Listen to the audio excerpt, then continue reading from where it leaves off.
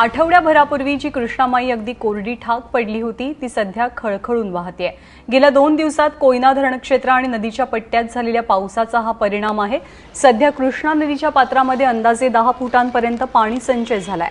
शिवाय सुरू असलेल्या संततधारेमुळे तासागणिक पाण्याची पातळीही वाढतेय, त्यामुळे सांगलीकरांना मोठा दिलासा मिळणार आहे। यंदा एप्रिल महिन्यातच कृष्णा नदीने तळ गाठला होता। एरवी कोयना धरणातून कृष्णा नदीत पाणी सोडलं जातं, मात्र कोयना धरणातच कमी साठा असल्यामुळे यंदा धरणातून कृष्णा नदीमध्ये पाणी सोडण्यात आलं नव्हतं।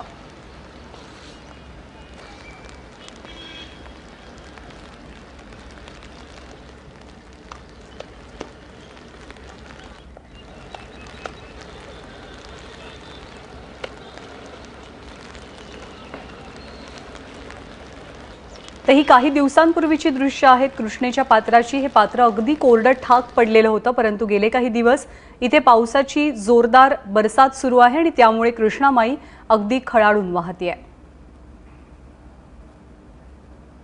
मागील आठवड्यामध्ये पूर्णपणे कोरडे ठाक पडलेल्या कृष्णा नदीच्या पात्रावर सध्या आपण आहोत। हे तुम्ही मागे दिलासादायक देणारं चित्र पाहू ठिकाणी पाहू शकता। जो आयर्विन पूल मागच्या आठवड्यामध्ये पूर्णपणे उघडा बोडका दिसत होता। साधारण 10 फूट पाणी 10 फुटाच्या पाण्याच्या प्रवाहामध्ये हा पूल दिमाखात उभा आपल्याला त्या ठिकाणी दिसतोय। साधारण आता या नदीपात्राला या ठिकाणी क्षेत्रामध्ये जी काही धरणं आहेत त्या धरण क्षेत्रामध्ये सातत्याने वाढ होते, त्यामुळे विशेषतः कोयनेच्या धरण क्षेत्रा या ठिकाणी जवळपास 3 TMC हे पाण्याची या ठिकाणी वाढ झाली आहे। त्यामुळे सातत्याने या कृष्णा पात्रामध्ये त्या पाण्याचा विसर्ग होतोय आणि त्यामुळे तासागणिक या नदीच्या पाण्याच्या प्रवाहामध्ये ही वाढ होताना या ठिकाणी आपल्याला दिसते।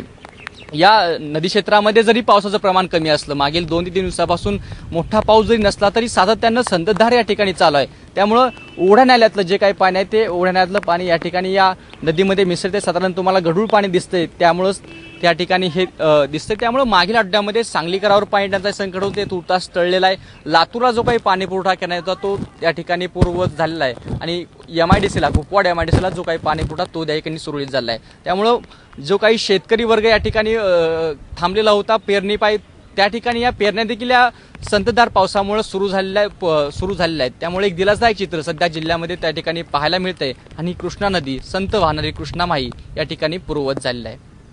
कॅमेरामॅन प्रथमेश सोबत कुलदीप माने, ABP माझा, सांगली।